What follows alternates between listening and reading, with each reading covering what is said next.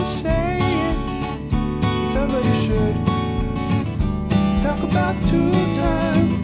Let's talk about bum wine, yeah. You're asking the questions that nobody could. Like where are the bone thugs and are they in harmony? Do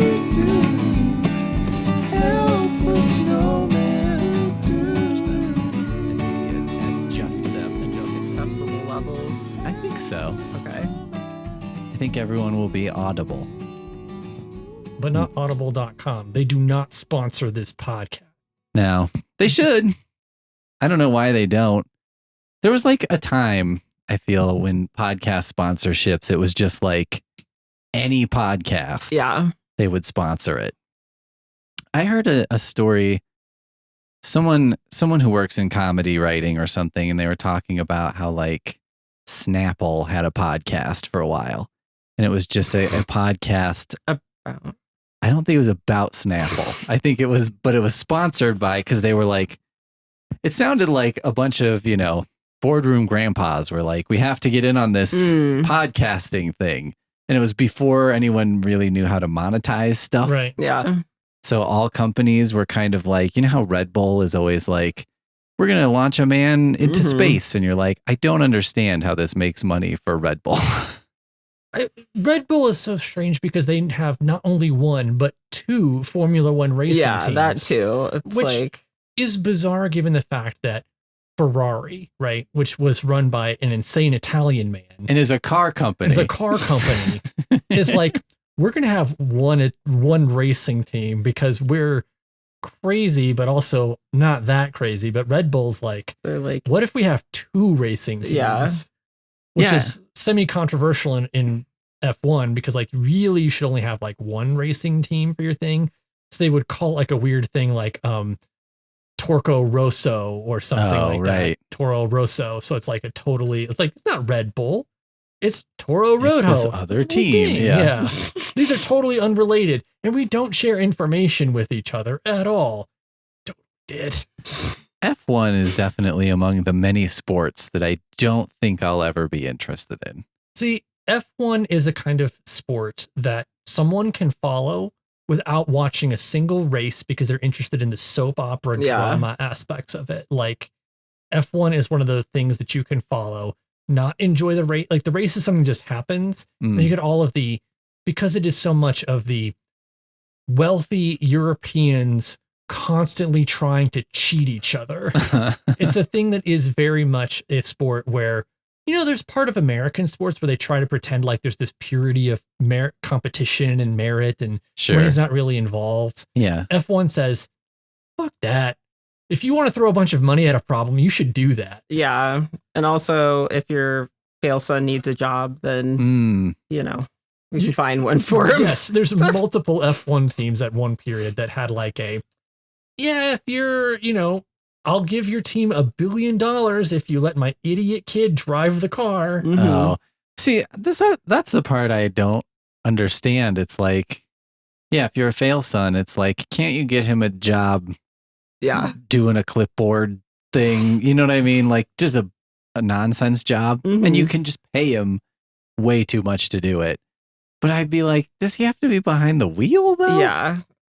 Can't he be like practice racing with the real driver? Whatever sparring is in racing. Yeah. They have this in a racing sim called Motorsport Manager. And like your drivers can have little traits in them. Because it's not sponsored by F1, they can make things even weirder. Or like some of your traits can be like they're having a secret affair or they become a DJ for a while. But one of the traits that people have is that it's a pay driver. The idea is like basically if you let my fail son drive, I will give you money. And they do have a little thing of like, it gives you 50% if you let them only race in practice. Yeah. But it is a thing. So it's enough of a thing where they're like, yeah, we'll make this into the game. So they make the game so that you can get extra funding for your racing team.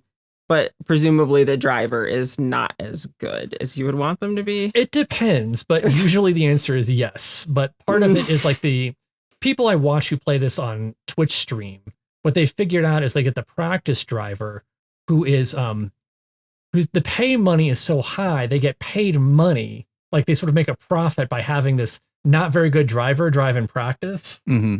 Okay. And that's how they keep their team afloat. To be like, our team is not great, but since our drivers are paying us every race, it's kind of okay if we lose. That's probably the way to go. Yeah. Oh, I see. Like so it's they're okay not if we come making in like income from winning races.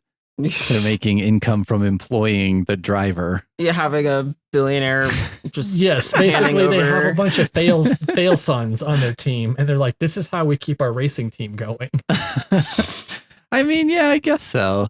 There's something about me that bristles at like I don't honestly have a problem with like I don't know, some super rich guy like a Rupert Murdoch, right? Like hiring one of his kids to be like, I don't know, you could manage this Fox affiliate or something. You know what I mean? Like, who cares? I just don't like when it's like, because you're the son of whoever, you are like the number one guy now. Like, you're the most important person on the team. Like, that to me is just like, come on. It's like, are you trying to win? Because, like, yeah, you need someone to drive the car. There's a level of corruption and problems in F1 that when they had a race in I think they have 2 races in Saudi Arabia, and everyone was like, that's about what we expect. Right. Like World Cup, they're like talking about Saudi Arabia, and they're like, what is that? Are you crazy? We're not doing that there. That's awful. And F1's like, yeah, that's fine. F1's like, this is kind of par for the course. I mean, yeah, I just don't. I think I wouldn't be able to invest the time. Right. It's like, because the way you're making it sounds a little bit like pro wrestling for people who think they're too good for pro wrestling. And, it's like real drama instead of manufactured, I guess. Mm-hmm. But I just have never had the time for like for narrative that's not trying to be narrative or something. I don't know. I think part of what it is that F1 is the kind of sport or activity that you could follow with having no interest in the thing itself, where some people really like to watch the game of, like, say, football, right? Where they say, like, I like to watch the game. I don't really care who's playing. But there's an idea of, well, maybe the football fan who's like going to the tailgate, they're having a barbecue, they're getting super drunk. The game is kind of incidental. Sure. Right? They're not even going inside the stadium. Sure. Like, they might be listening to it vaguely on the radio. Yeah. And like, it's more of an excuse to hang out with people. Yeah. And so it's that idea of you can be a fan of something, but also in the way that, like, baseball fans are fans of their spreadsheets and numbers. Oh, They don't really care about, like, a person. Right. And so it's sort of people have built their own fandoms in F1 that's completely about the soap opera psychodrama and has nothing to do with, like, racing a car. Yeah. I don't know. There's just something about it I can't get into. It's like, I think for me, the primary usefulness of sports is sports documentaries. They provide material to create sports documentaries, which I do find interesting. Like, F1 has gotten a lot of promotion from that Netflix show, like Drive to Survive, where they put all the soap opera stuff, like, up front. Oh, okay. In the season to be like, and there's a bit of critique where there's like it's really doesn't represent the season. It does, not that it lies, but it doesn't represent the season as it happens, where there's like this fail son driver that's like, oh, but is he gonna have a redemption arc? And if you watch the season, it's like, no. he's gonna come in like 19th place all the time or crash the car constantly. They show like the one race where he didn't crash the car.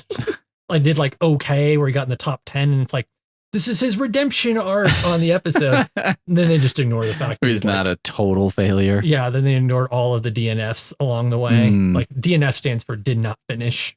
I know that one. Yeah, I think if I was going to do cars, I would do the rally car. I would watch rally car racing. Group B. I like the idea of that, like, my regular family sedan could, yeah, Yeah, it's like a Subaru out there instead of It's a Subaru where you've maybe put some safety equipment on it. Sure. But you've also stripped out all the seats and the trunk and the radio. Yeah, it's like, what I imagine I'm doing when I'm driving a little too fast to work, Yes. I was just thinking, like, I bet rally fans are the most dangerous drivers. Like, just like in terms of what they're watching and then sort of driving in that style. I think that rally and F1, all these sports, like the key to changing them is they should all have to fly in and buy their car on Craigslist the day before. There is And then, actually a like- race that is like that, which we watched a sort of brief we thing, but did. there's called like there's an actual race called the 24 Hours of Le Mans, which is like a French race where you do like it's a long endurance race and it's a serious race. Yeah. But it's called the 24 Hours of Lemons. Yeah. And there's a rule that basically says that you cannot acquire your car for more than $500. Yeah. And you can like kind of outfit it for safety Sure. and like Yeah. kind of make it run, but you can't You can like put a harness in it. You can break out the windows and stuff. yeah, but like you can make any safety improvements that you need, but like Sure. the idea is basically everyone has like a sort of total piece of shit car, and you're trying to basically people can win this by simply having the car that does not collapse and fall apart. Right. But the whole intention is to be like auto racing is supposed, make it for everybody. Mhm. But Yeah. yes, that does already exist. It was a pretty good documentary. I like that kind of stuff. That's what I always want. Like we were watching House Hunters like a week ago or something. And I was like, I still want a House Hunters type show where it's like somebody living in downtown Chicago and they have a job there and they're like, well, I've got $2,000 a month for rent. And it's like, and then you see what they could get. And, they have to make choices. They have to make tough choices. I feel like there actually is a guy in Phoenix who does something like that. Yeah. Big Super. Yeah. Big Super. Like his whole thing for a while was he was going around and being like, here's a rental property you could find. Uh-huh. Right. And his thing was like checking out rental properties and like, but he, after a while, because rents used to be really high. Right. And he would go around and he would complain about how like, this is ridiculous. Like he would go into someone's house, be like, all right, this is like pretty good. Like this is fine. But the rent here is like $2,500 a month. Uh-huh. Be like, that's not worth it. Yeah. But he does have a lot of like hey, what can you get on Section 8? Like he has a series of like, you're in Section 8 housing, like what you can get. And that was actually super interesting because there were some houses that were really nice. And it's like, you can get this as a Section 8 house. Yeah.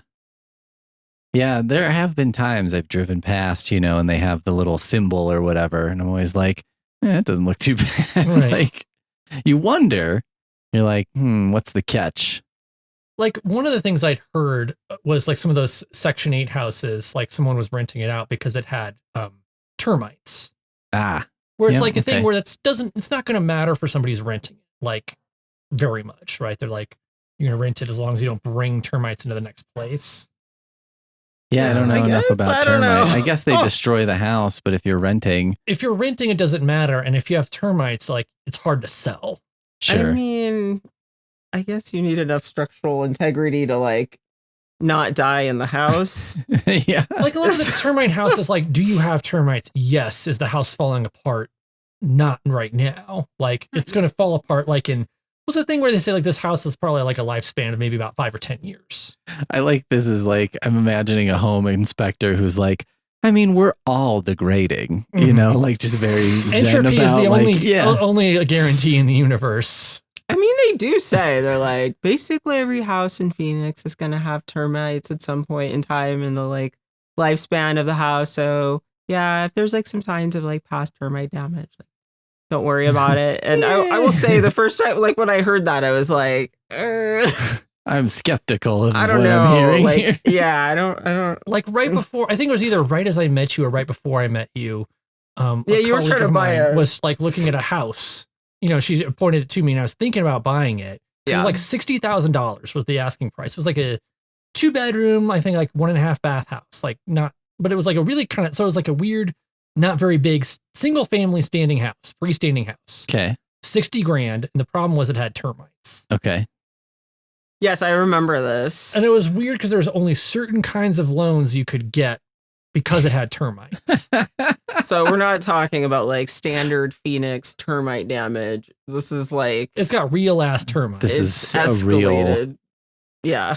Okay.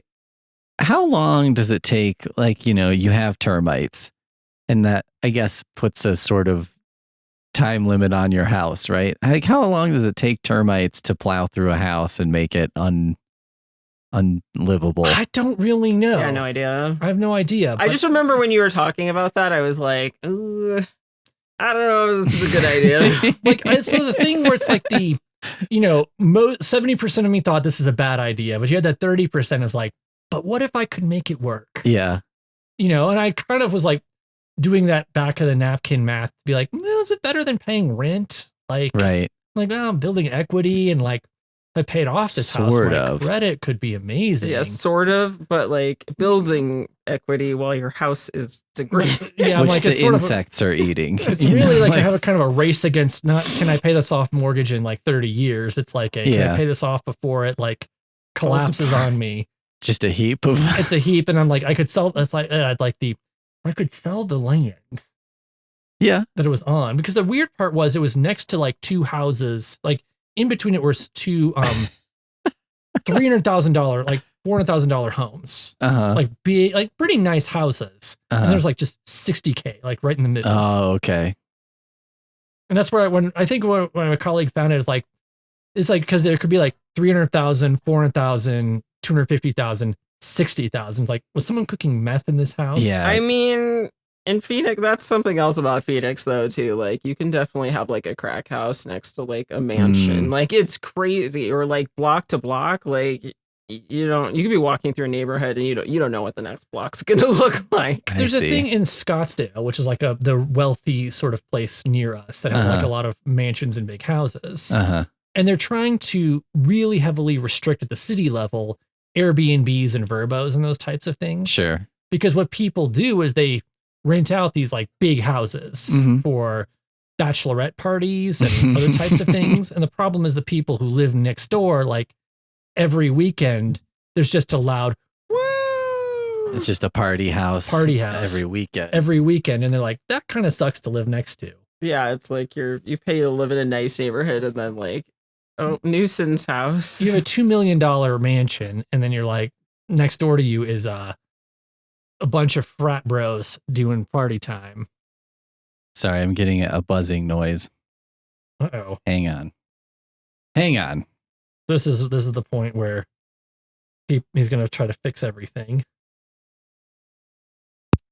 Oh, this is weird. I don't know if this is a buzzing noise that's actually happening on the thing or just in my earphones. Like maybe your earphones are too loud. See if it's in the other earphones. Buzzing. Definitely. Uh-oh. Oh, okay. So it's just okay. Yeah. So it's limited. But I was thinking the other day, about your various medical issues. And I feel like I have a cause here. God is mad. At me? At you. Okay, yeah. Because you haven't been fulfilling your God-given duty. I gotta be honest, there have been times in my life where I'd be more or less apt to believe that God has it in for me. And like the last year, I'm more open to the possibility that God is mad at me. And God is mad at you specifically because you have this podcast, Helpful Snowman. And have you been helping the people? I don't know.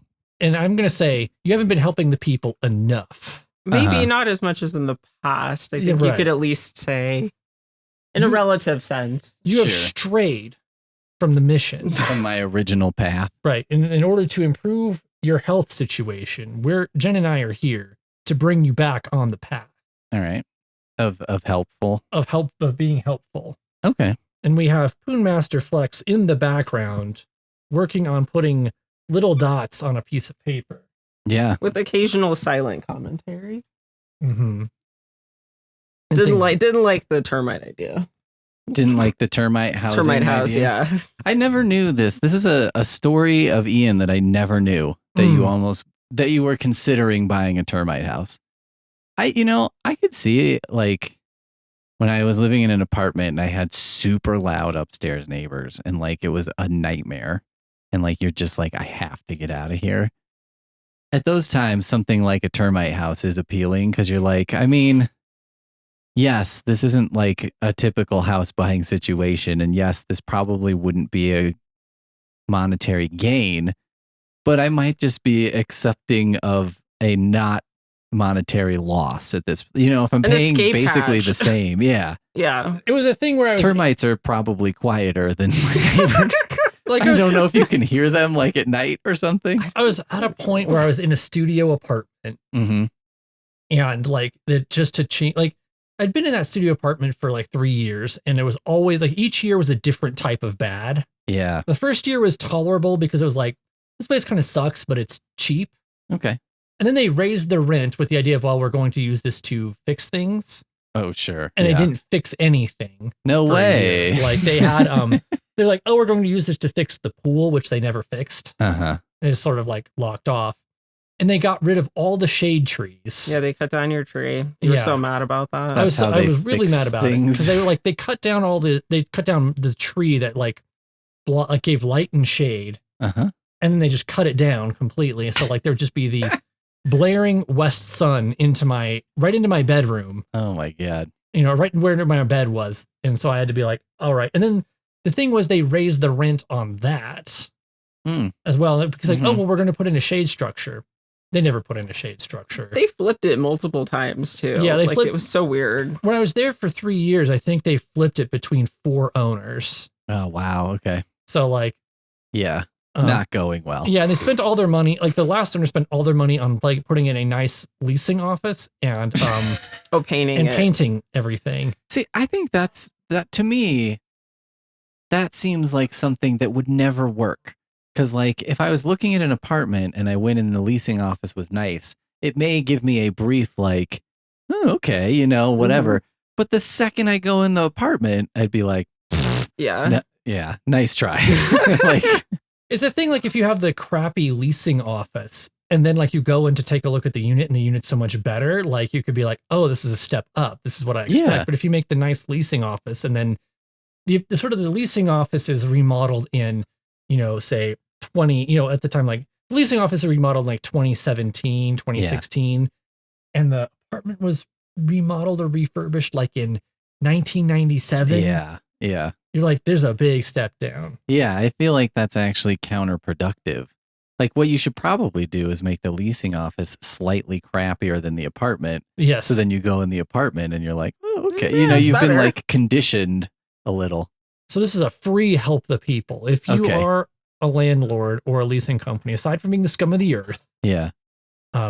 if you're trying to be less scummy or maybe more scummy, you make sure that your leasing office is a little bit less nice than the apartment you're showing. Yeah. Or maybe just don't even have a leasing office.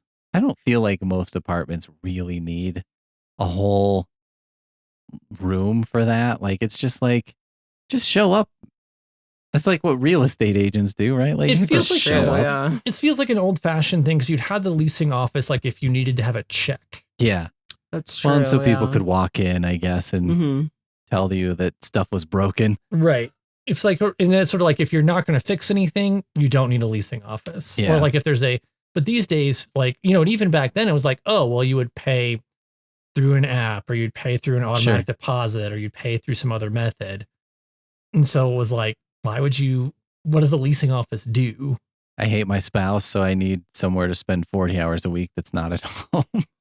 That's really, honestly, with a bunch of leasing managers, I think that's what it is. I Yeah. hate my spouse or my kids and I need somewhere to go. I feel like many things exist for that particular purpose. I feel like that's, as much as you like golf, I feel like that's a primary purpose for the Oh. game of golf. 100%. I like, and I don't love golf, but like, I have to say, like, every time I've played, I think like 18 holes is way too many. Like, Yeah. you can do half as fine. It Like does 9 not holes, you need can to have a be a great 4 golfing to 5 experience. hour affair. Like, that's insane. That's sort of like if you have 9 holes, it's going to be like 3 hours, but then you Yeah. can be like, you can have a nice morning or afternoon, but then be like, you can do something in the evening. You could do something in the morning. By the time I get to like the 11th hole, I'm pretty much done, and not just like skill wise or whatever. I Right. mean, I've been done the whole time in that term, but like I've had my fill. It's enough. Mhm. Yeah. But I thought we would go to some Yahoo questions. There's one that actually connects to something we were talking about earlier. All right. This is my side thing, but if Snapple came back, would you drink it? No. That was a quick no. I never liked it to begin with. That's fair. I feel like I drank a fair amount of Snapple pink lemonade. Mm-hmm. Does that really count as Snapple though, or is that just like? That's where I feel like that, because I only mostly drank the Snapple lemonade and pink lemonade. Yeah. Where I think at the time that was like just how you could get lemonade in a bottle. What was the flagship Snapple? Was it tea There's like tea. or cranberry or something? Like Cranberry. what the hell was that? Because I feel like Snapple was originally a Snapple was a specific flavor, and then they branched out Yeah. and went crazy and I just think had you're right. everything. I'm trying to get at the, various I assumed flavors. apple. Oh yeah, something in apple. There's a ranking of Snapple flavors. Like lemon tea was one. Grape aid. These all look new. So I don't trust this particular list because it's all in plastic bottles. Should I just like look here? Fruit What was punch. the OG? Yeah, see the plastic bottle thing, like if I were to try a Snapple again, it has to be like in glass. Oh yeah. Like that's the actual nostalgic experience. And also like if the cap doesn't snap when you like open it, like what is the point? It was a carbonated apple juice originally. Mm. Okay. That was in 1972. Wow. See, I thought Snapple was big like mid 90s. Maybe? Yeah, I thought it was newer than that. But I guess like I think that obviously it's got its name because there's like an apple thing, like it's kind of like an apple juice. Yeah. Yeah, Snapple that makes apple. sense. But people say basically like peach tea was the best. Mm. But I think Snapple might have been one of those things where Arizona iced tea had just not like landed. Yeah, probably. And Arizona iced tea remains popular because it's still like It's cheap $1 for Yeah. a giant I can. know. And there is a thing where the owner is very much in the same way that the Costco hot dog thing is like Arizona iced tea is like, it's going to stay $1. I don't care. Like as long, if you make it $1.50, I'm going to ask that whoever suggested that can get out. I'll go on a rampage. Like, Mhm. I think I would probably like if Snapple is like reintroduced to the market. This isn't like a Snapple that I found, right? Like in the back of a 7-Eleven cooler No, covered in dust. Like, This is going to be like a snap. Like there's a row of Snapples in the way that like when Crystal Pepsi had its comeback. okay. You're like, it's in a display case in the store, shipped there. Like, If I drank it, it would just be like I think a pure nostalgia trip, and like playing with the cap would probably be the most appealing part of it. yeah, I have a feeling if I tasted the lemonade, I would be unimpressed. it's the kind of thing where part of me wants to say no, because I want that to just be a vaguely pleasant memory. Yeah. Kind of in the way when I did try the Crystal Pepsi, I was like, this is all right. And then it Yeah. warmed up a little bit, and I'm like, this is why it did not sell, did not last. There are things, right? Like you figure out later in life, there are some things that are better as memories Yes. than they would be if you revisit them, because then you kind of taint. Like I was watching the Real Ghostbusters, the cartoon, Mm. which I loved as a child. And I started watching an episode for some reason. Oh, it's to send you a clip, Right. because basically Slimer's in a trance and they get him out of it with a promise of pizza. And he like immediately snaps out of it. And I was like, oh, I know that guy. Yeah. But I watched like the whole episode and I was like, wow, this is really bad. Like this is much worse than I thought it would be. Yeah, I feel that way. And this is like controversial because I guess people have rediscovered the Deftones recently. Mm. But I really liked the Deftones when I was younger. But when I've tried to listen as an older person, I've not enjoyed it. Mm. I think that part of it is I've gone back and listened to things that I really liked, in my teens and 20s. And part of me goes it's not that it's bad. It's just that like the emotional place I was in as a teenager or early 20 something. Oh, sure. It's not where I'm at 40. And so like I don't connect with that feeling in the same way. And particularly with Deftones, where there's like a very teenagery mix of like angst and horny and angry and confused that you just is harder to this doesn't quite hit the same way when you're in your 40s, because you're like probably not as angsty, horniness is different. Yeah. You're probably not as angry, or like that sort of horny angry is not quite the same. The frustrated horniness is not there anymore in the same way. I feel like for me, the like revisit one, well, it's weird because like I listened to a lot of like embarrassing music. So like I don't know that I would have a very high expectation of it being good. So it may work in my favor to revisit and be like, it's not that bad. It's not as bad as I thought it would be. Like I remember laying on a sofa that I had in the bedroom and listening to like that big Stained album and having feelings, and like I feel like if I listened to it now, I would have a very low expectation of any enjoyment out of it. So if there was even a couple songs that were like pretty good, I'd probably be like, oh, okay. Like, you know, I wasn't a complete idiot when I was, I mean, that's another thing, but here's the Yahoo Answers question. Oh, okay. Which is the Snapple wasn't a Yahoo Answers? What was? No, that was my own thing. Oh, that was just a question you had. Just a question. Why were you thinking about this? Snapple? Was like Roseanne game, but you didn't tell us. Yeah, I had. Which is the real Yahoo Answers? I had found. Well, I think it was because you said Snapple, and I had found a Yahoo question, Yahoo Answers thing that was about Snapple. Oh, okay. And so I was like, I'll just add that in. Content. So, how tall is a Snapple bottle? I just measured my penis, Penis, because he spelled it out. It's like with spaces, so that way it would not get detected by an automod or something.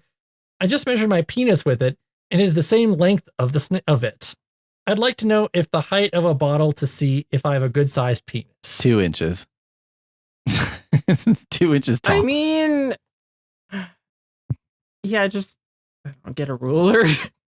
Yeah, or a piece of paper, 8.5 by 11 probably is good enough.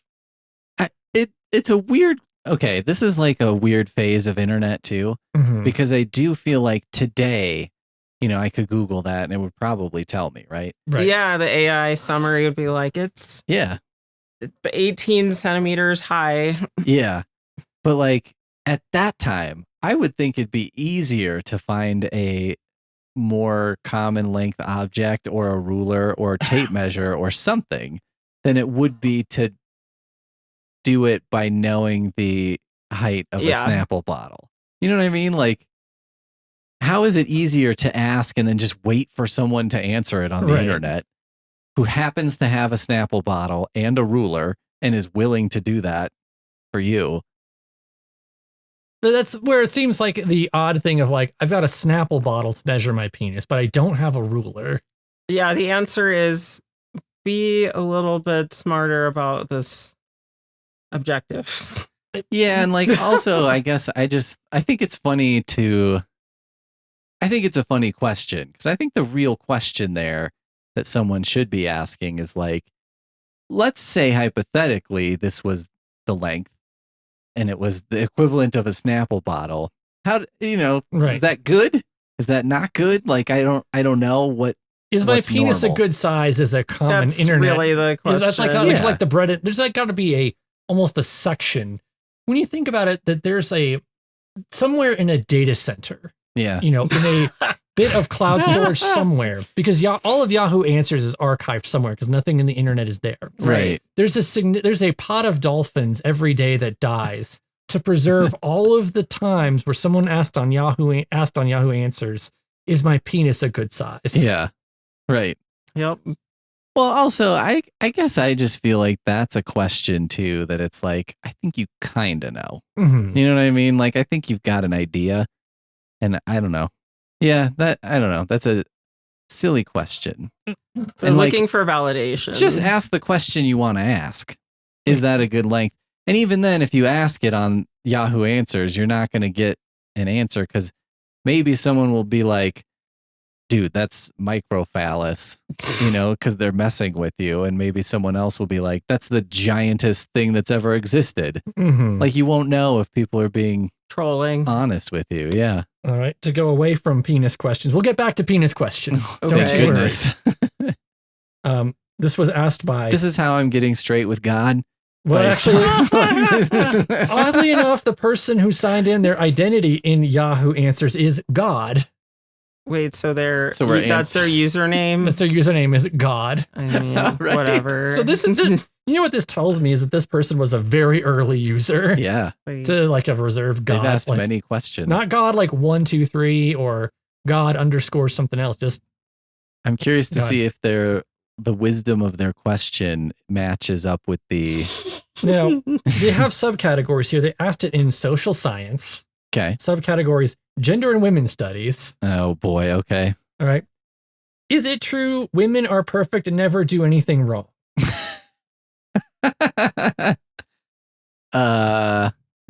No context. That's just the whole. Yeah, whole you thing. could use the. What was your username, Poonmaster Flex, on Yahoo Answers? Just out of curiosity. Is it true? I don't know who told you that, and what it's very context dependent, right? If your wife asks you that, yeah, sure. But see, the problem is like if you're, if And you're- even that's not a good answer because it's like, Sure. sure, yeah. Sure. it's- Am I perfect in every way and never flawed? Sure. sure. Not good enough. That's the thing. We have to really commit to that answer. And by commit to that answer, you just like jump out the nearest window, and then you've solved it. I mean, I suppose it's possible someone was like truly considering this possibility that, like, The I hard would want part- to know which women this person has met. You know what I mean? That they're maybe this is like a 17-year-old listening to Stained on a couch, right. thinking of a specific crush or something, and is like, yeah, perfect. Like that. What else could I think? It's this type of person who can't get a ruler, but they do have a Snapple bottle to measure their penis. yeah. It's going to be like, is every woman perfect? Because part of the thing that you had there, like there's the construct of if you're like, if Poonmaster Flex asked you, am I perfect in every way? You could say yes. But then Poonmaster Flex could be like, okay, well, I'm in a conflict with this woman at work, right? Where she says this and I say the opposite thing. Which one of us is right? You are. You are, of course, right? Yeah. But if all women are right about everything, you're both right, gonna have some logical construction problems here. right? As a non-woman, Mhm. I feel like they're going to need to solve it because I don't have the capability. But in Oh. their perfection, they should be able to work it out. I mean, I guess if we're like all one, then yeah, like that actually kind of does make sense that we would like just work it out. Yeah. like women are I'm like, look, I'm not a woman, so I'm a big idiot. And like asking me to solve your problems as a superior being is like not, what are you thinking? it's obvious This is the that- yeah. first flawed thought you've had, Mhm. is asking me this question. You're basically like trying to debate like feminine infallibility. Right? Yeah. It's like, well, if she says something that feels like it's wrong, it becomes right. Yeah, it So has to be. because she cannot be wrong, The alternative would be that she's wrong, which which is impossible. doesn't happen. So yeah. Mhm. And when they say two women say contradictory things, they're both correct. From my perspective, yeah. Yeah.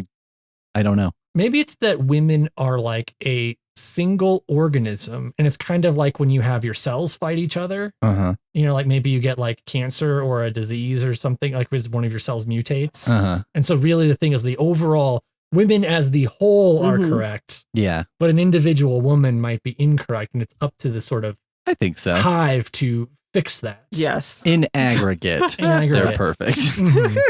The imperfections may exist. We don't see them because they get consumed by the main body. Yeah. Well, who am I immediately. to break out like the microscope and search for an imperfection? Mhm. Who is gonna be made happy by that activity? It's not only incorrect, it is sinful. Yeah. Because we want to make sure you're on the right side of God with this whole process. Okay. You know what though? I'm gonna completely 180 Okay. and say no, because Oh. I think many women that I've spoken to are incorrect about their self-perceptions. Oh, okay. And they think that they are fatter, uglier, and dumber than they are. I really think that.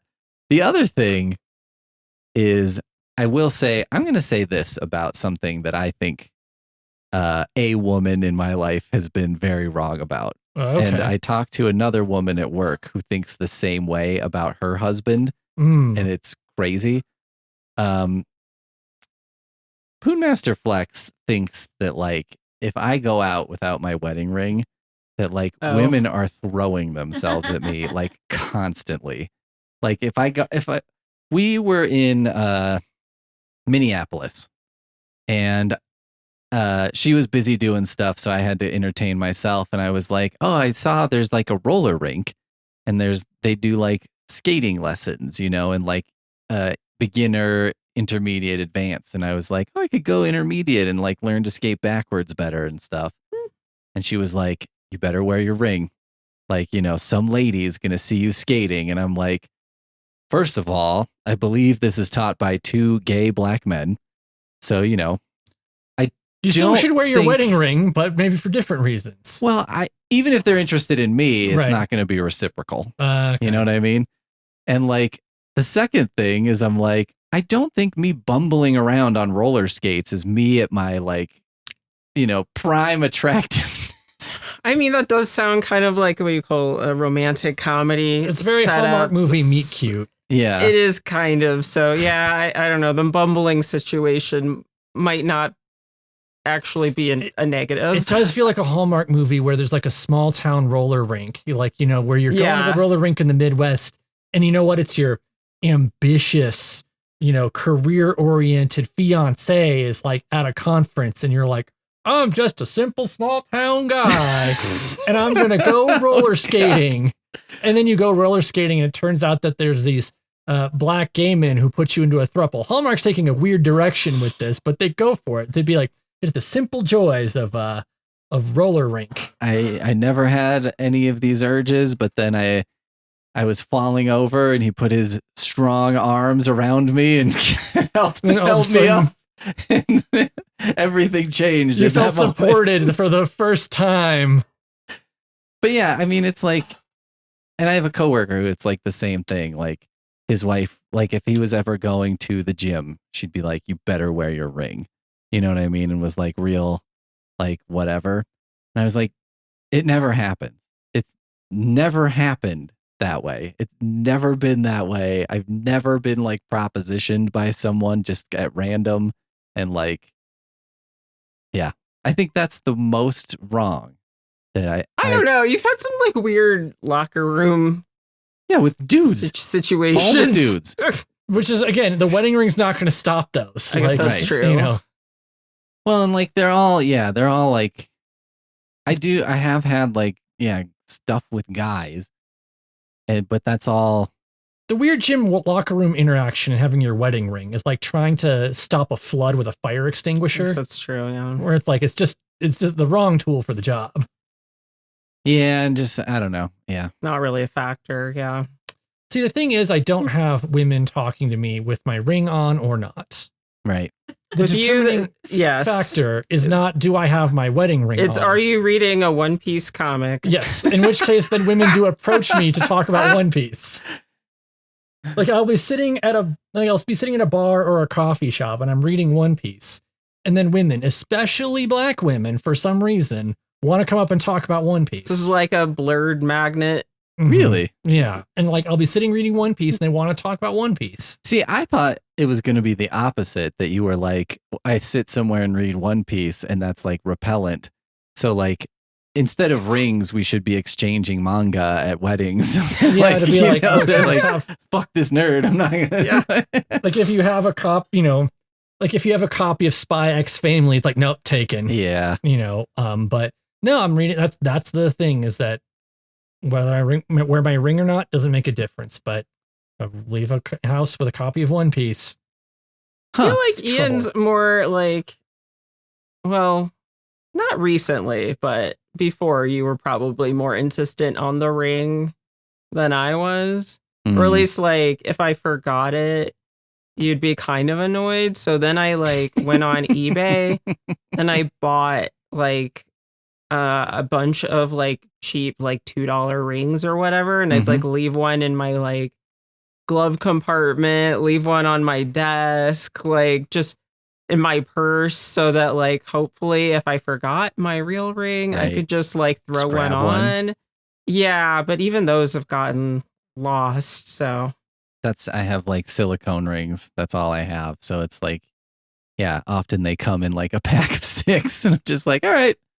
Like that's what I have right now and it works fine. It's just a funny thing because I'm like, what do you picture happens when I leave the house? Like I don't even talk to anyone. Like I go to work and it's like I sit in a cubicle next to someone who's married, who I also work with the husband. And like there's another person who's in there sometime who's also very much married. And then that's about it. Like there's no. I'll say for myself, I feel like the ring doesn't make a difference. I don't Like think when I guys really get notice. like attention or whatever, it's like I don't even think they're looking to see if No. I'm wearing one or not. Like Yeah. it's just, it's just not a factor. But I try to be conscientious, I think I care about that or notice that a lot less. Yeah, recently less, but at first like more, which is fair. I mean, so I that's why I tried to make an effort because I thought it was a fair request from my partner. You're new to a marriage, you just don't like. I just didn't know what was going on to be like, Yeah. oh, like that's a thing that I thought like, oh, is that a weird sign or is it just a normal thing? And you don't have I didn't have a baseline to work Right. from. No, for me, if I'm not wearing my ring, it's because I just literally I've been at home all day or like Yeah, same here. I just forgot because I don't wear jewelry. I mean, I have mine on just kind of all the time, but it's Yeah. more like so I got the silicone ring, and the nice part is like because I used to be worried about forgetting it. Uh-huh. I was like, if I just wear it most of the time, Yeah. it doesn't matter. Right. Yeah, I mean, I'll take. Mine lives in the ring dish, or my rings live in the ring dish. So, like, yeah, if I've been home all day, I won't necessarily have it on. The times now, if it's not in the ring dish and not on your finger, it's because the cat has knocked them out of the ring dish because she's trying to eat the earplugs. She's trying to sabotage your relationship. That's what she's doing. It's more that she's trying to eat the earplugs. She has eaten one of my earplugs. We saw it come out the other side. Oh no. That I scooped it because I scooped the litter box and there was just an earplug intact. Which is not for kitties to eat, as a PSA. Do not feed your cats earplugs. Well, yeah. But she's learned nothing because she still tries to eat them. She does. They rarely seem to, if they really are invested in doing something they're not supposed to, it seems very difficult to break them of the desire. Right. But yeah, I forget what the question was, but it was about if women are perfect and never do anything wrong. Oh, okay. Okay, so there wasn't even a question. You were okay. We went on a tangent. All right. So we'll come back to actually no, we'll not come back to that one yet. So we'll go with a poop question. Oh, okay. A true Gen favorite, poop stuff on the internet. Yeah. How do I poop in the litter box without getting in trouble? Is there any more text? Or is that the whole, what does getting in trouble mean? Okay. I think the idea is that this is a little bit of role play here. Where someone's pretending to be a cat. Okay. That's taking it pretty far. It's basically the rest of the text is I want to poop in the litter box and preferably leave it there for other cats to observe in shock and awe without my mom knowing. Okay. Here's what I'm going to assume. Right. I'm going to assume this is a, teenager just having a thought of like, it would be really funny for my cat to see a human-sized poop in there and then be like, what?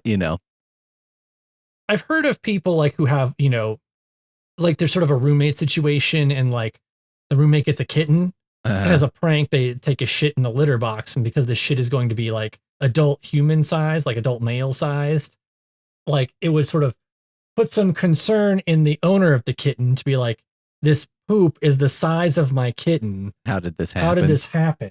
I just love that you said adult. Adult feet. Like, Yeah, this no. is very much a man. This is very much a man thing to do. A man's like, I'm gonna take a shit in the litter box as a prank. Like, I don't think very many women like that's not a thought that occurs to them. I don't think so. I think this is an acceptable prank. However, I'm going to make 2 caveats. Okay. Or like also advice on how to get away with this.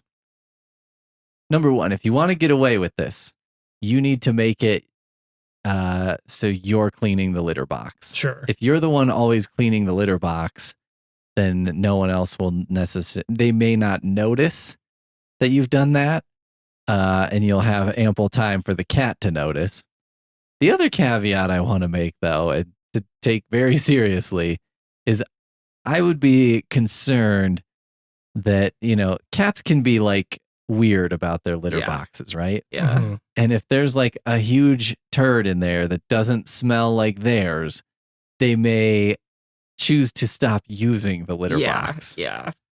And so for the level of prank, which is going to be your cat seeing something like that, which their face will probably be inscrutable. They're probably not going to like have giant eyes and like, why? Like they probably won't have the reaction you're going for. I don't think the risk is worth it. Like, I agree. I'm afraid to even like startle the cat when she's like, when I hear her go in the litter box, I will try to like not walk by the litter box. Like I don't want her to feel any discomfort in the litter box because she is 100 for 100. Like never gone outside the litter box. And so I'm like, let's keep it that way. Yeah. It's sort of like you don't want to mess with a system that works. Yep. No. Yeah. And you don't want to introduce any element that may even suggest to the cat, what if I went outside the litter? You know what I mean? Like, let's not even the litter box is not a a safe place. Yeah. Yeah. It's the kind of thing that feels like you have to have like a multiple litter box situation with the cat. Yeah. Yeah, maybe if there's 2, yeah, it's okay. You're a very religious Jackson Galaxy follower to be like, one more litter box and you have cats, and you're like, I have 1 cat and 2 litter boxes. Yeah. I don't think it's a great idea, but if you're gonna do it, then you need to scooping the poop needs to be your job so that no one has to or if you're gonna do the prank with like a kitten and do it, you gotta scoop it. Yeah. Because it's one thing to have basically then the prank doesn't become they thought their cat did this. It's I pooped somewhere that they have to clean it up. Right. That's a very different tone of a prank for a roommate. Mm-hmm. Yes. All right. I've got another question for you. This is from David, asked in family. Am I older than my older brother? No. The second older's in quotation marks. So we'll take the premise, am I older than my older, scare quotes, brother? Is there any more? Yes. Okay. Here we go. Right. My brother was born in 1999. All right. And I was born in 2005. Okay. No. Aren't I technically older than him because my birth year is a higher number than his? Oh my Christ. Yeah. He won't listen to me when I tell him I'm older than him. This is like someone who is so dumb that they've like logicked themselves into a weird thing that they don't even know how dumb it is. Like they don't. It's like, okay, the simplest way to explain this is like, have you ever played mini golf? Okay. You know how mini golf is a game where a lower number is better? Mm-hmm. The numbers don't always mean, they don't always indicate the same thing. Numbers mean something in context. Yes. Yeah. And like, so when we're talking about age, it's not about the number of the year that you were born. Because in theory, then someone who is born today is the oldest person on the planet, right? Like, and we all know that's not true. Right. So like, you have to take the difference between the year you were born and the current year, which gives you a number.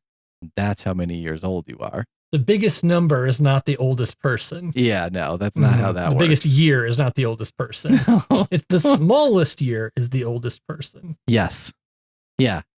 Open up a Guinness Book of World Records and see the oldest person. Mm-hmm. And it's like probably some old lady who kind of wishes she was dead. And like, are you older than that person? Do you feel like this person would have been better served by trying to say he's older than his older brother by holding up a Snapple bottle next to him and saying, therefore, I'm bigger than the Snapple bottle, and you're not as, you're less big than the Snapple bottle than I am, therefore I'm older. Sure, yeah. That would be better for me because that's less sensical.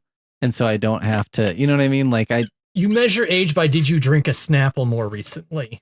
Yeah. If it was just complete nonsense, that would be easier for me to like figure out in my brain than something that is just really stupid. Did you drink a Snapple more recently is probably a good guide, because I feel like with the students I have who are all who are all younger than me at this point in my life, like almost all of them are younger than I am.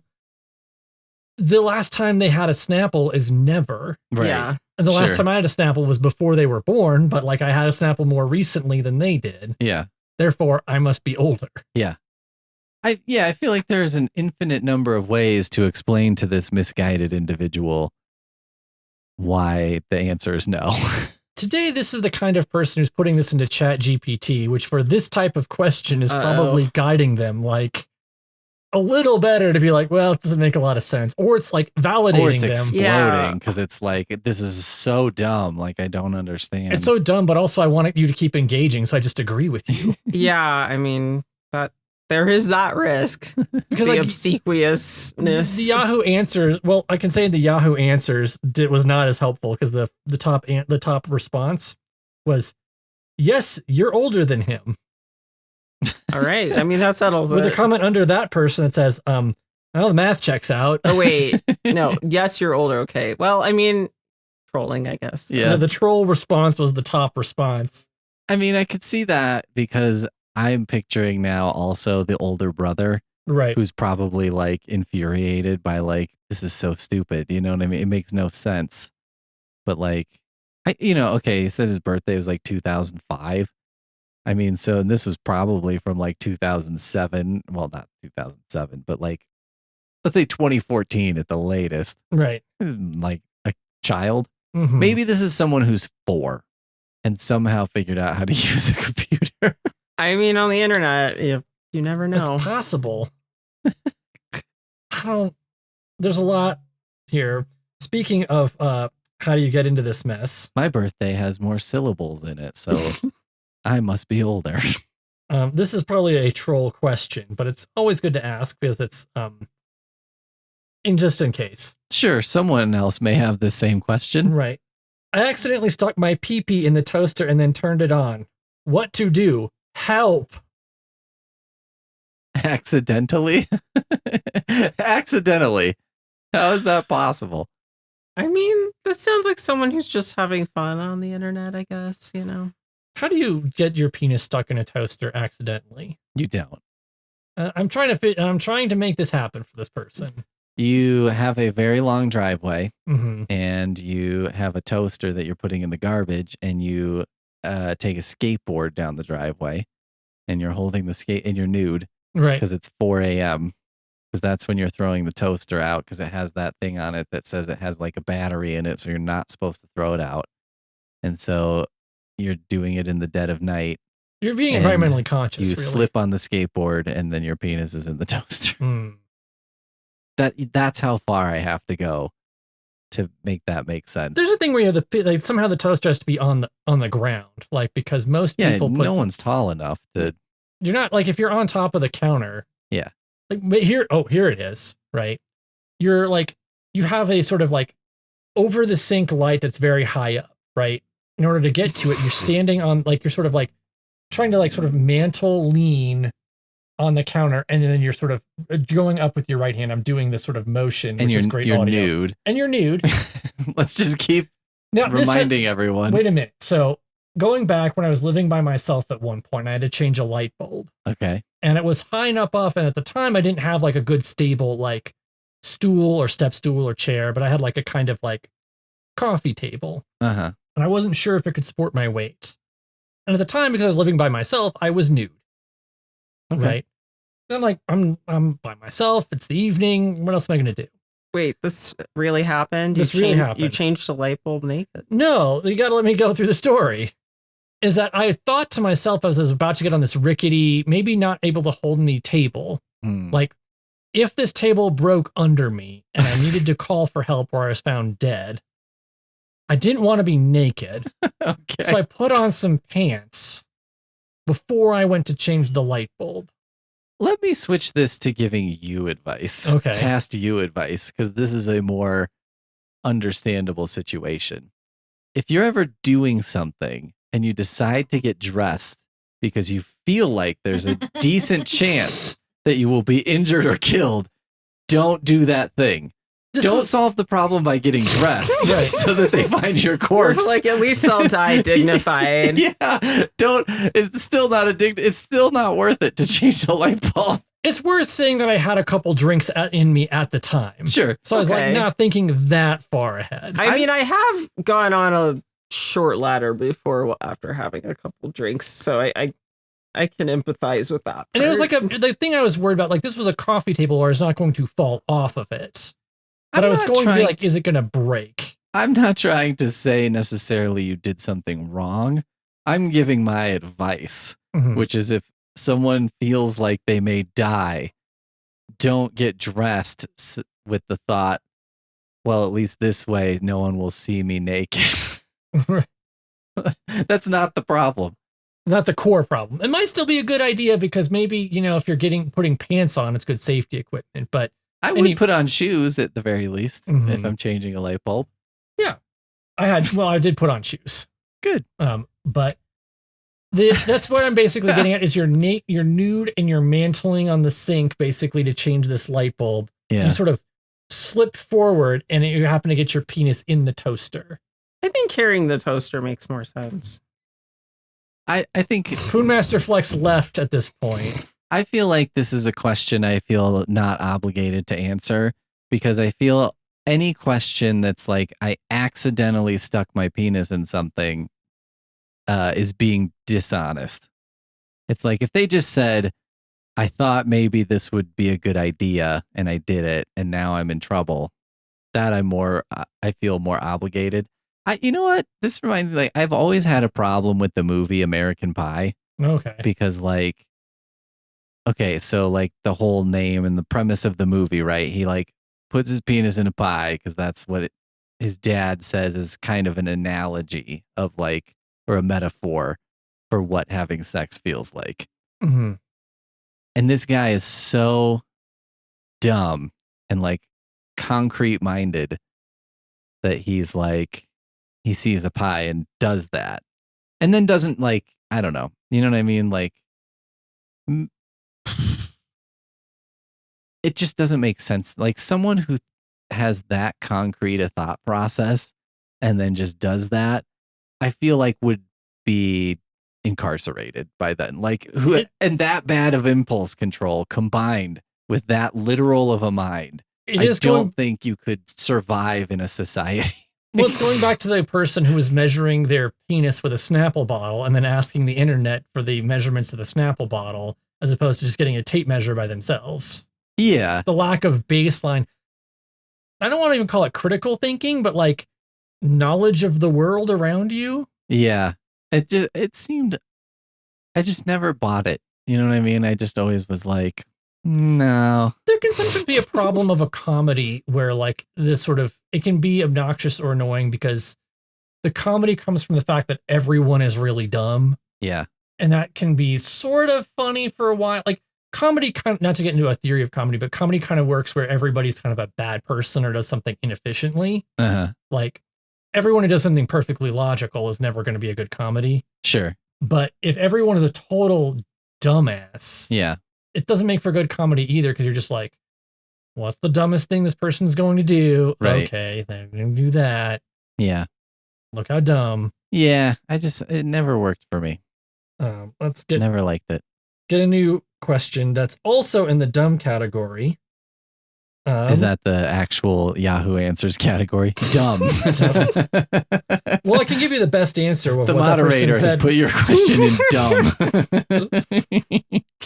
The best answer, according to the internet, was put it on dark. It might make it bigger. Okay. So you got the weird internet racism in there. Wait, what? Put it on. Oh, the toaster on. Put dark. the toaster on dark, and then it will make your penis. It will blacken your penis. Oh, wow. And then Oh, that therefore- okay.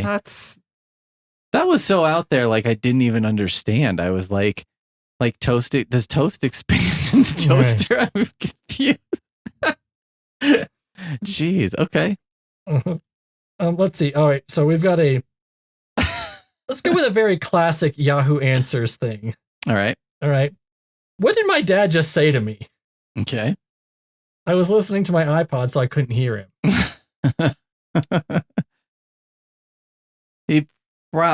Okay. He either turned just down the headphones. Yeah.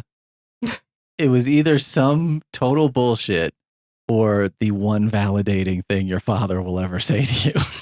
And it was one of those two things. Right.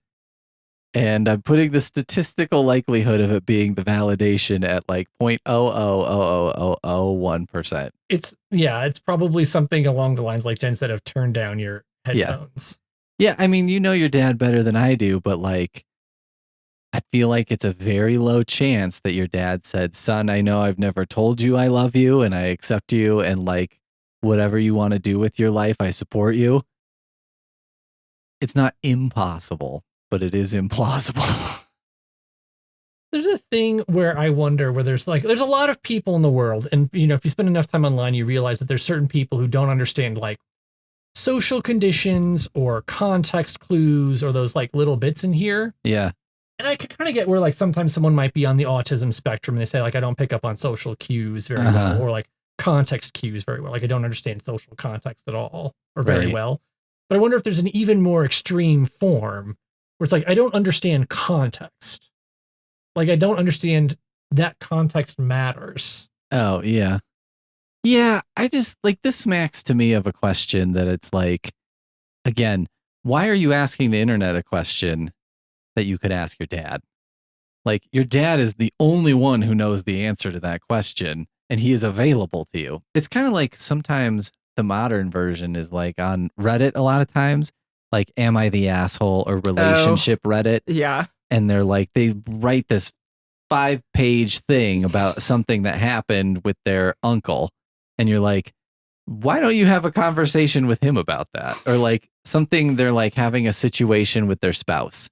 And it's like, yeah, I mean, you should probably just ask them about it. You know what I mean? Like you could have saved yourself a lot of typing by having a brief conversation with your partner instead of asking me to speculate on this. It's a sort of like the asking the like, why does my shoulder hurt? Yeah. You're like, that's a conversation like, what happened? Like, did you hurt it recently? Yeah. Additionally, with Reddit, you have the problem of like on those subreddits, the answer, there's probably like a 50% chance the answer is going to be divorce them.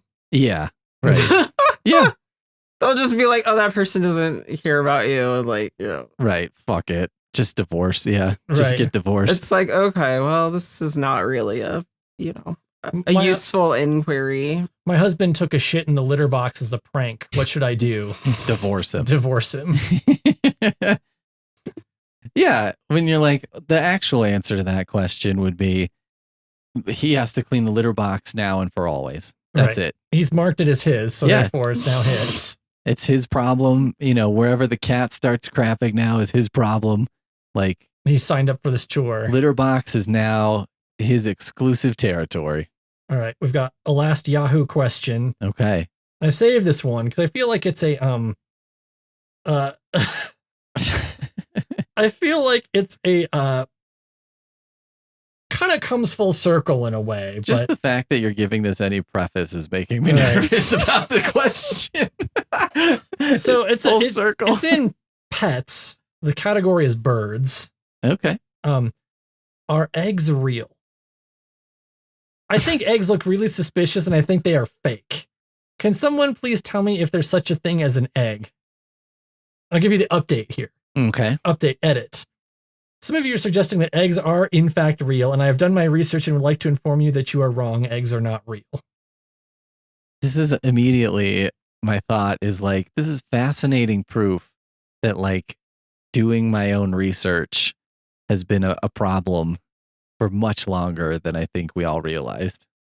Like when someone says they've done their own research, it's like if you're going to use the phrase, I've done my own research, you need to tell me more about that research. Like, I need to know, what did you look at? Mhm. How long did you look?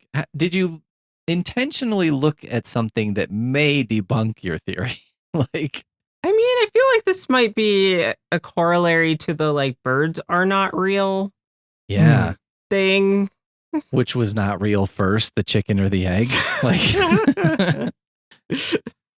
It's a kind it's sort of like a, where does this person think birds come from? They don't Yeah. come from eggs. well, what did I eat for breakfast? So If it's not an egg, what is it? I have heard, I don't know if this is actually real, but I have heard that in some countries, you can buy cut rate eggs that are not actually eggs. What are they? I don't know, chemicals inside of a simulated shell. This feels like the kind of thing that I've heard this. I don't know like anything having about lived it. in a developing country before, not a super poor one, but still a developing country. Like, one of the things that people kind of know is that eggs are cheap. Yeah. I Eggs mean, are it didn't known for- make sense to me when I heard it, but Yeah. I heard it. That seems like it would be more expensive and more work than just having eggs. But Right? it feels like a kind of company town type of maneuver where like the Dow Chemical Company builds like a company town, and in the company store, because they only pay you in company script instead of actual cash, they put in like eggs that are in fact made by the Dow Chemical Company that are entirely chemicals. But how would you possibly, I don't know. like, I feel like the chicken is the perfect egg manufacturing device if we can be extremely non-vegan about the idea. Right. Like, It's sort of what the chicken does. well, and like, what's a more perfect egg delivery machine than a chicken? You know what I mean? If that's what you're trying to do, like, if I would challenge someone to invent, Cadbury cream eggs probably cost more to make than an actual egg, right? Like, it's To make probably more A expensive. fake egg is way more expensive than a real egg. I There's would no think way. so. Mhm. And that's not even like an egg. That's like an egg shaped, it's not something that attempting it's a to chocolate than an fool- egg. A Reese's peanut butter egg costs more than an actual egg. Has anyone ever made a Cadbury cream egg omelet? I've seen someone put Cadbury cream eggs on a sandwich. Okay. More than once. More than one. I always like, whenever I see you, I feel like I'm introduced to a new weird corner of the internet that I didn't know. And it's not like a weird, like a creepy corner. It's just like a bizarre thing that's happening. I feel like the best parts of the internet are the right intersection of weird and harmless. Yeah. Like, those are the things, like the weird, it's very weird, but also it's very clear that like nobody's getting hurt, or if there is a hurt, it's like completely, it's like the appeal of Jackass in a way. Sure. Like, if I think about it, it's like part of what makes Jackass different as a prank show than a lot of like contemporary YouTube prankers is what they're hurting somebody. They're hurting like participants. Yeah. You've agreed to do this. So right. like, They're signed up for it. Mutual combat. yeah. And so part of it is like the weird thing is like if someone is like, say, eating a disgusting sandwich full of like head cheese and Cadbury cream eggs and like hot sauce, Right. they have like done this to themselves. They could have chosen not to do this. Sure. Maybe I won't post a video today. Yeah, maybe I just won't post a video today. Or maybe I just like, I'm mostly referencing the wonderful YouTube series Roll for Sandwich. Uh-huh. It's like, what if I just like rolled my dice a little differently and I could get something that's like still gross, but not as bad. Yeah. Do you think like maybe what I should do to become internet famous and make that YouTube money is just do normal things? Just be like, I'm going to make a sandwich and here's my system. I bought some stuff at the store and I'm going to put that into a sandwich. I And feel like, like- just normcore. Like, this isn't, I'm making content out of nothing. Like, it's just nothing. I feel like there's a lot of like people who were on TikTok who were posting their daily routine. I'm using scare That quotes. is true. And like the thing is, a daily routine was always like a little bit performative because It it's always is. like about like, here's all the branded stuff I'm putting in Yes, my right. pocket. But it would be interesting to have somebody who just like does their actual ass daily routine to be like, here's me standing over a pan, making some eggs. Here's me like, trying to brush the cat and she's not cooperating. Yeah. Here's me like sitting, looking bored, checking emails and clicking, and then be like, okay. I would like to do that. And it's like, here's my morning routine. Yeah. And it's normal stuff. And then there's one point, it's like, here's me at work remembering I didn't water the plants, and it's like, I don't make a face or anything, but I'm just like, that's when it happened. Right. And what am I going to do? Jump up and make a big scene about it? Like, I'm just like, like a cartoon character. Yeah. Like, and then, yeah. You just have the narration at the bottom of like, this is me remembering I didn't water the plants and then just doing nothing. Yeah. I mean, cause like if you're posting your morning routine, in theory, you think there's something special about it, right? Like it's the secret sauce to make your day work or something, and that other people would also benefit from doing it. Mm-hmm. But I don't think I have that. I think I just have I think my morning routine is very biologically determined. There's a thing in those morning routines, like no one ever's like, I gotta take a shit. Yeah. I don't have a routine. Which is probably bad, but I feel like it's just day to day, like I might wake up at a different time every day, like slightly different times. I may or may not remember to take my medicine. I usually will like brush my teeth as the first thing I do. But like the order in which I do things, like I guess, make a protein shake.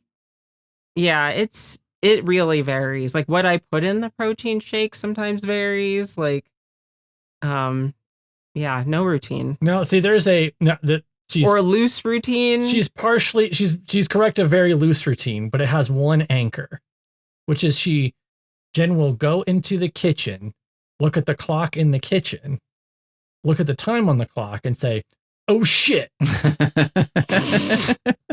Maybe though this is like that is a 5-day-a-week occurrence. This is your influencer de-influencer opportunity. You're like, my routine is no routine, and I think everyone should just get into more loose. Because you're like, when you were a child, it's like you just woke up and like external forces determine your day, and you're like, why should adulthood be any different? Why should I ruin my whole day from the very beginning by making a bunch of decisions, half of which I'll regret? You know what I mean? Or the other half of which I won't regret, but I don't like in the moment. It is the part though, which is what does make it somewhat grounded, is it's never look at your phone and say, "Oh shit, what time? This is the time." It's never like in the next room where you're looking at a different clock. Oh shit! Always the kitchen clock. It's like I have to come out to the kitchen and check that clock. Be like, oh shit. I think it's more like I'm coming out to the kitchen on my way to the front door, about to go to work. And so then that's when I see the oven clock or the microwave clock and I realize, oh, I'm later than I thought I was. That's right. That's the moment at which you're late, because prior to that, you're not late yet. Yeah. And you're like, so you'd never think to, yeah. Now, sometimes it will happen where it's like you'll be, in the next room, like brushing your teeth or getting ready. Like you're not all the way ready to go, but like sort of in the middle of getting ready to go and thinking like, I'm assuming here, I think you're thinking like, I've got time. And you come into the kitchen because you're not always late at that point, but you look at the clock and it's very consistently like later than you want it to be, or I think it is. You're like, oh shit. And then you like have to go back and hurry. Like, sometimes there's the same things are happening, but like at a greater velocity. I think this all comes from though, like this morning routine stuff comes from this like funny idea. Someone at some point had this idea, right? Of like, here's what Steve Jobs did every morning. Mm-hmm. And it's like, well, okay, if I want to be like a tech billionaire genius guy, I'll do what Steve Jobs does. But it's like, I don't think you can reverse engineer life that way. And it's like, well, no, you probably need to be like smart at a thing, or like people will do what Einstein did, and they're like, he would buy all the same clothes. And so he wore the same thing all the time. So he didn't have to think about it. And it's like, Yeah, I mean, you could do that, but I don't think you're going to come up with the theory of relativity. Like, that's not the way in. It's sort of like you're eliminating one obstacle, but there's at least, for you coming up with a new field of theory of physics, you probably need to eliminate more than one obstacle. Well, it's like, to me, it's like if I... Have you read a physics book today? Yeah. Yeah, or the logic of like, I want to be a great chef, so I'm going to get my hair cut by the same guy who cuts Gordon Ramsay's hair. And that's like my first foray into cooking. And it's like, I mean, that's probably not going to work that way.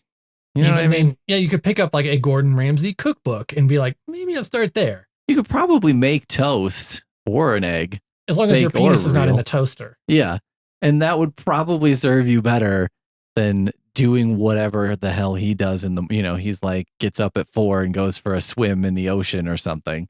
But this is why people need the help, because like they don't think eggs are real, so you can't learn to make an omelet. Yeah. They keep putting their dicks in the toaster, so they can't make toast. They have no idea what size their penises are. Like, they have no clue. They don't listen to their elders because like they have their iPod in and they need to ask the internet like what their dad said. Or because they think that people who are older than them are younger than them. Right. Because they were born in a smaller number year. Mm-hmm.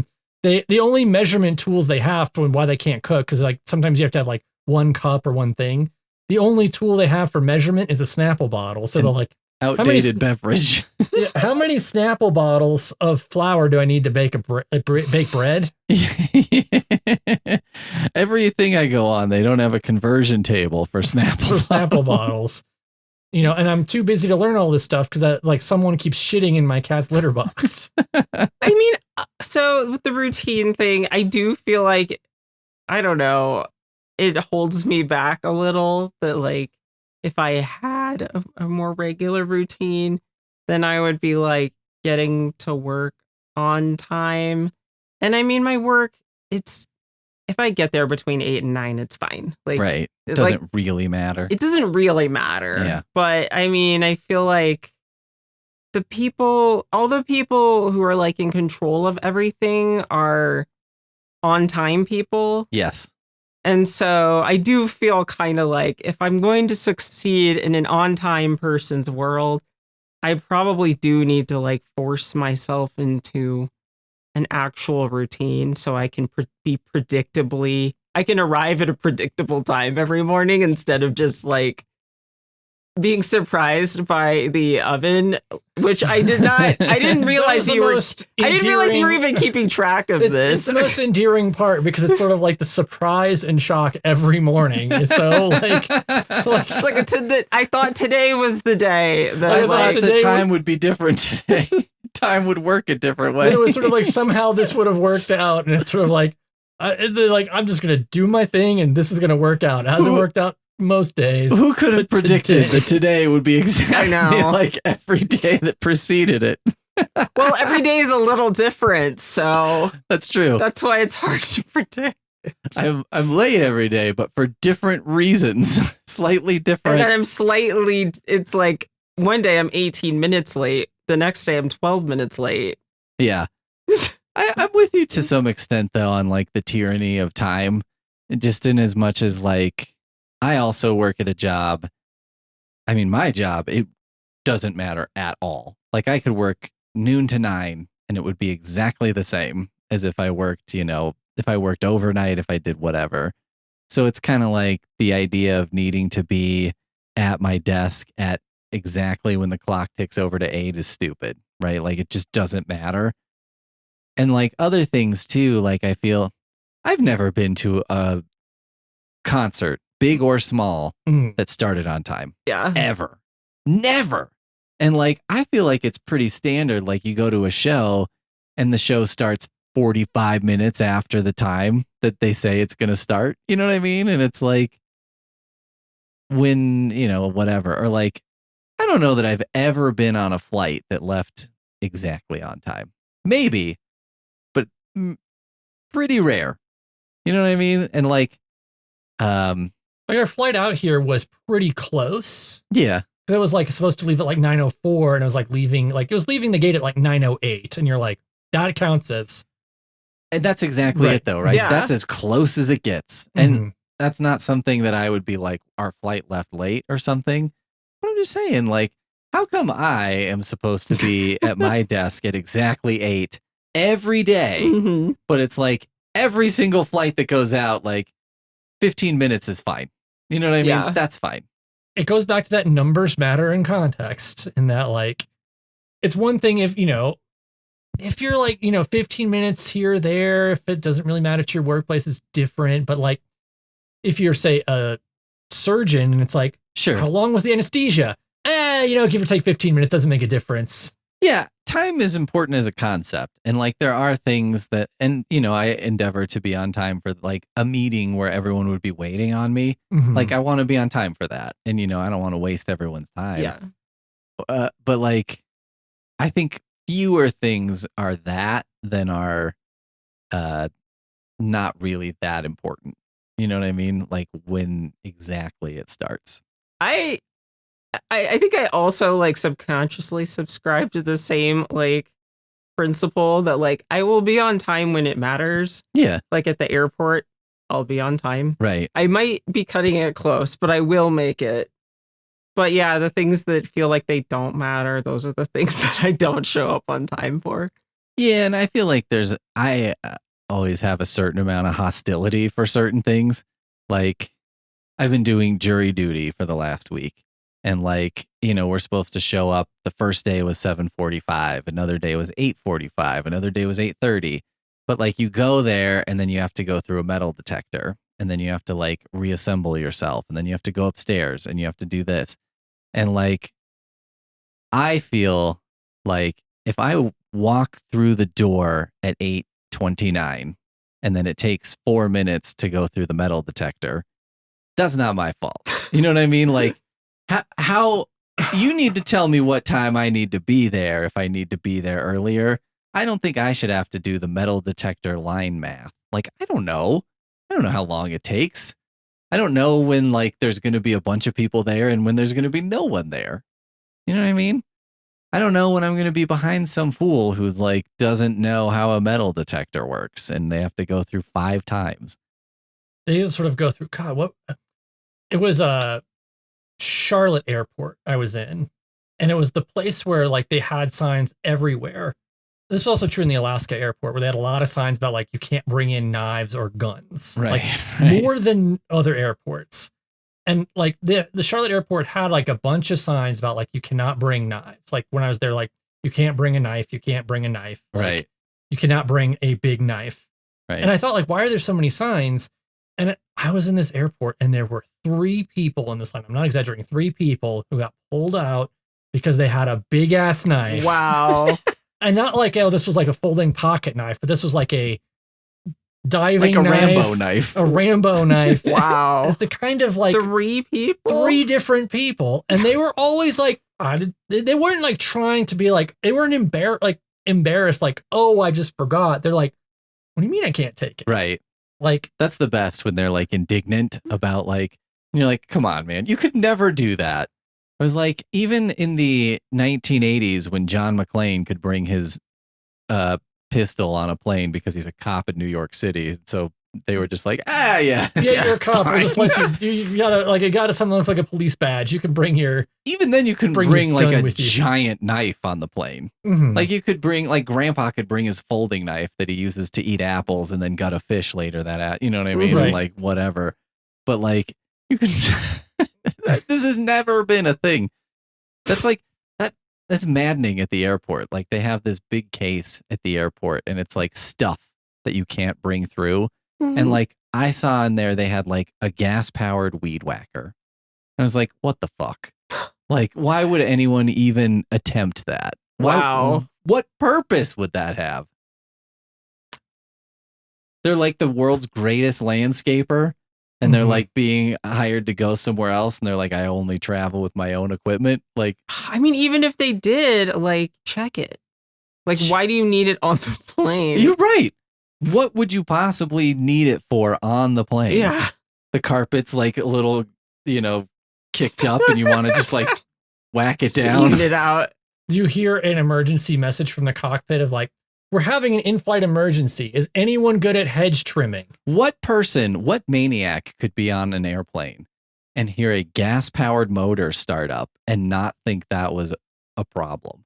You know what I mean? Like, what possible world could you be living in where you would think like, I mean, if I just fired this up on a plane, no one would mind. It's the adult version of the person who's measuring their penis with a Snapple bottle. Yeah. You know, like it sounded so absurd, but then when you put it that way, these might be the same people. Yeah. That's true. Yeah, that's the thing about like Yahoo Answers, airport, jury duty, or whatever. It forces you into contact with just general humanity. Roll the dice, and so you're gonna get people that you're just like, oh my god. Because this is a midterm election season coming up. Mm. One of the things I do see in various political corners of the internet, which is a common thread almost everywhere, is have you talked to the median voter? Like what they believe, what they actually think. And it's like, it is the dumbest, most nonsensical thing. Right. Where there's so many people, I infuriate myself sometimes because I used to read those New York Times focus groups. Oh, yeah. Oh, yeah. Those are. And it was like a lot that they kept doing, even though The Onion had parodied that for like decades. And it's like just the biggest idiots saying the dumbest things. It's the kind of people where I feel like, they'd be like, I think he's really good on economy. Like, and that sounds really smart, but it doesn't like, well, what does this person do that's like good on the economy? And it's a reasoning that's like, the president looks at an economy good, economy bad lever. Right. And they're like, what if I just pulled the economy good lever or just shift the lever to good? Right. And that's how they think it works. Right. It's never occurred to any of the past presidents to use that lever or to push the button on the desk that says like, fix this problem. Fix the problem. It's just never occurred to them before that might be something they could do. Mm-hmm. But a lot of it can be like I really would wish that we would like deport more people, but not this way. It's like, why do you want to deport more people? They take jobs. They're the reason the housing market is so tight. Mm-hmm. You're like, okay, but you're also blaming them for being on welfare, but they're also buying all the $400,000 houses. Like, what? How? It's like, because they don't pay taxes. Like, well, would you want them to just pay taxes? No. Yeah, right. You're like, well, also they do pay taxes? Like, yeah. How do you pay your taxes? Do you take a sack with a dollar sign to the IRS every year? Or like, does it just happen against your will? They're able to, I think the median voter is able to check the people they get for these focus groups anyway, are able to check the little box that they can't actually read what the text says. Yeah. So their tax, assistant checks it for them to say, I can't understand this thing. So just, just tell me. They also just have like a weird mishmash. Yeah. Often where it's just like a grab bag. Yeah. Of things that don't necessarily go together. Yeah. I do. It is, funny to read those because it almost just seems like they put it in there just to be like, yeah, this is how stupid everybody, you know what I mean? Or how widespread. You think that they're like maybe secretly trying to make that point? I think so. I think it's possible. It's hard for me to understand why else they would be doing it. Mm-hmm. Just to be like, I don't know, maybe if I was running the magazine, right? I would be like, or the newspaper, I would be like, sometimes people complain about this or that happening in our paper, or like this or that article, or like this isn't very well written or whatever. And it's like, maybe it'd be good to just have amateur hour over here so they can see what really happens if you're not even trying. Like, you have open mic night in part to like, so when the professionals come in and you're like, oh, people get like snooty about the professionals, be like, no, this is what like the average person does. Yeah. When you have to do that, like in a way that I feel like maybe something like some sports, like every women's golf tournament should open up with like, just you pull off an average dude. Yeah. Right. Just some guy who thinks like, oh, I could hit it. I could make that putt, or I could make it to the green. Yeah. And be like, do it. I was thinking that exact thing, except like WNBA. And you just have like the worst absolute worst player in the WNBA, just play some person from the stands. Right. And just like the level of like- annihilation like some would be dude- so It's insane. it's like where they used to have the thing of like, if you can make the half court shot, you get like $1,000. Yeah, yeah. You're like, you're going to play the sort of third string on, person on the WNBA team Yeah. and one-on-one, like up to 5 points. Yep. And if you lose by like less than 2 points, you get $1,000. Yeah. And you're on the team. And you're on the team. You get to play in this game. You got to play in this game. And it would never happen. It would never happen.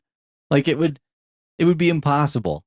There'd have to be like a landmine that they built the stadium over that they Right. accidentally trod upon and it blew them up. That's the only way that would like it's so maybe that's what they're doing over at New York Times. They're just like, well, yeah, well, let's see what the people really say when they're just off the chain. It's a long build up to maybe, the punditry is like, oh, well, what if this politician took this position or they did this? Or what if we were less woke? What if we were more woke? Yeah. And someone's building the case to say, everyone, this is what we're dealing with, right? Like, these are ultimately the people who are picking the candidates and like So voting. you and I are probably among those people that like have a problem with the New York Times opinion page because some of the opinions are fine, but some of the opinions from the regular columnists are maddening. But I suppose the, median voter or whatever, the focus group of voters kind of in a way does maybe make maybe they're trying to make their regular columnists look better. Yeah, like at least a regular columnist, even if their opinion's dumb and not really well informed, you're like, well, at least they were able to express a point of view in a way that I understood.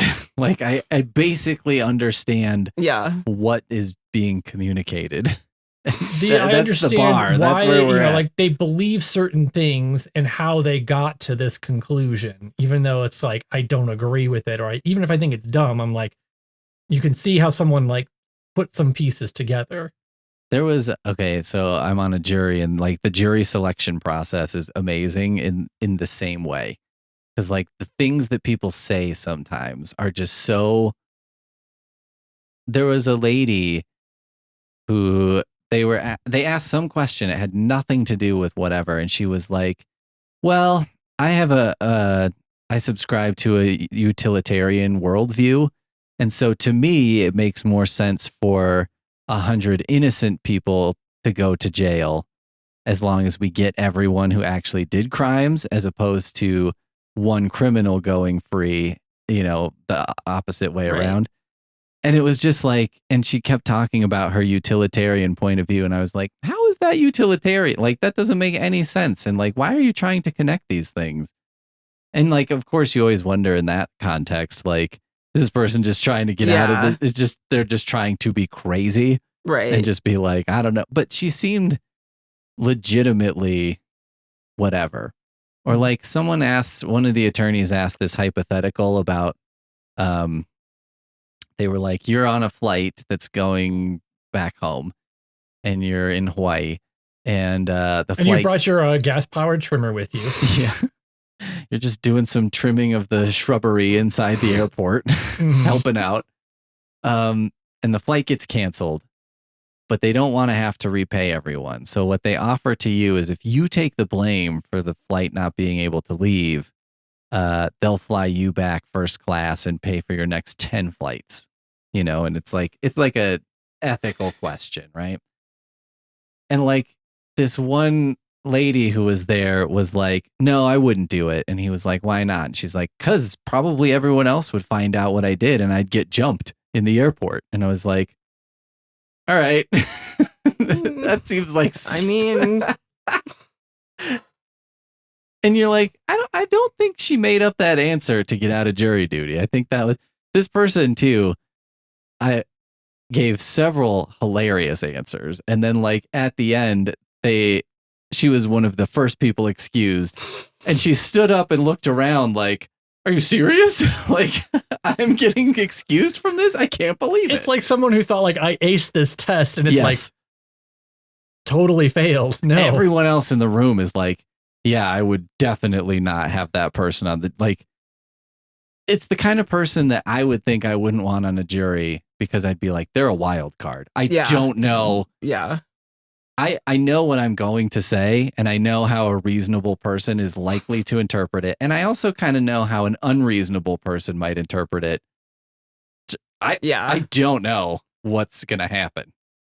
I could not predict in any way what this person may think. Right. It's sort of like it feels like the complete wild card as a defense attorney or a prosecutor might be in some ways worse than the person that you're pretty sure is going to vote for the other side. Oh, definitely. So. Like, because you can, even if you know they're going to vote for the other side, it also depends on like the social dynamic. Mm-hmm. So like, you know, leaders, followers or whatever. So, I mean, if that person you think is going to go against you also seems to be a follower, then it might not be as big a problem. But yeah, if they're the leader type, then you end up with a hung jury. Yeah. Or what happens if you have the wild card and they don't believe like the type of person doesn't believe eggs are real and they manage to get in charge of the jury.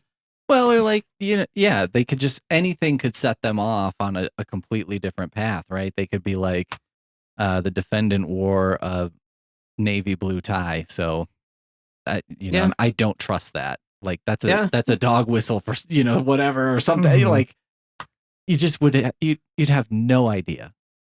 It's like when people try to psychoanalyze like a serial killer and you're just kind of like, I mean, what is the point of this exercise? Like their brains don't work the same way. You can't logic out using your logic why they maybe did this. Like it's sort of crazy. You can't logic your way through an illogical thing. Yeah, exactly. Yeah, it just doesn't work that way. But yeah, it's I look forward to being able to talk about it because it's been an amazing, awful experience. There'll be a future episode of Helpful Snowman where Peter has read the readings. Yes. And also can talk about this amazing, terrible trial. Yeah, because I think it's like as soon as it's over, you can talk about it. But during it, you can't talk about it, which is a totally reasonable thing for them to. But doesn't make for good content. No. Yeah. Well, I don't know. Like sometimes the cliffhanger. That's true. Come back for the next episode. Subscribe to the Patreon to get the. Yeah, make sure that this is a bonus episode. I will say that the crime is, whatever. But the way that everything came about is kind of mind blowing. Like it's kind of, yeah. I mean, the scenario about the plane in Hawaii and that was pretty convoluted. So I was like, wow, okay. They're not asking like, have you ever had someone steal something from you? They're like, no. Would you take the blame for everyone being mad at you? And it's like, how? This is very convoluted. The more I think about it, the more the I might get jumped lady might have a point. Because it's like, if it's saying like, do I take the blame? It was Spirit Airlines. Okay. So to be fair, maybe they said Spirit Airlines. For some reason, we're talking about Spirit Airlines. Interesting. So in the hypothetical. In the hypothetical, not the actual case. No, not the actual thing. But a kind of thing where there's that is an important context thing to be like, would I get jumped by a bunch of Spirit airline passengers is much more of a maybe than if it's like Qatar Airlines, like maybe not. I mean, they've already been sort of aggravated, you know, and it's sort of upset by the whole process of engaging with Spirit. They may be looking for They're looking for an outlet, or like this may be the sort of like straw. But it's also the thought of like, am I blamed in the way where like they announce my name on the radio, or is it like they say this was done by Ian Dirk? He's sitting in seat 16E, and he's this is what he looks like. Yeah, I mean, I suppose. Yeah, my perception of Spirit is sort of like, all other Frontier Airlines is an airline that you fly on and you punish yourself. Right. And Spirit is maybe you fly on and you punish others for your misery. Like maybe that's like the, you know, if we were making like a 10 years ago BuzzFeed quiz about like, what does your airline choice say about you? And it's like, Frontier, you hate yourself. Spirit, you hate everyone else. See, maybe Spirit is part of this hypothetical for a jury where it's saying like, I'd rather be tried by 12 than, carried by 8. Well, this is like a thing too about being on the jury, because it's a jury of your peers, right? And I take some umbrage with that idea because some of the people that, were potentially going to be on the jury, I was like, I am offended by the idea that they are considered my peers. Do you know what I mean? Like, I feel like if I was on trial, a fair question would be like, have you read a book in the last 5 years? Because if you haven't, I don't know. Not really a peer. Yeah. Or like, do you consider, like, would you consider it a reasonable thing to do to make your car louder on purpose and it confers no benefit in terms of performance or anything? It's just louder. Would you consider that a reasonable thing to do as a person who lives in a society? I wouldn't consider that person who said, yes, my peer. Right. I'm not a high self-esteem guy, as you know from listening to this. I do think I'm better than that person. I do think I'm above. You've made the moral judgment to be like, there's a limit, right? I'm better than that guy. I'm not going to do something just that annoys other people. You know what I mean? For no other real purpose. All right. We did it. We did it. Hooray. Well, thank you guys. Thank you. Thanks for the questions and the answers and the questions and answers. That's right. Yeah, that was fun. We're trying to keep you in God's good grace so that way the health problems stop. We'll see. Yeah, I think I'll know if I'm in God's good grace or not if I get out of jury duty in time to see AC/DC, or if I have bought like a $300 concert ticket that I won't be able to use. Ooh. Yeah. And probably AC/DC will be dead soon. And I don't think I'll get to see them again. This might be the last one. I thought that I saw them in like 2014, and I was glad I saw them because I was like, I don't think there's going to be another chance at this. That was 12 years ago. And you're like, now I'm pretty sure there won't be another chance at this. Yeah. I mean, 12 years ago, Angus Young looked like a reanimated corpse running across the stage.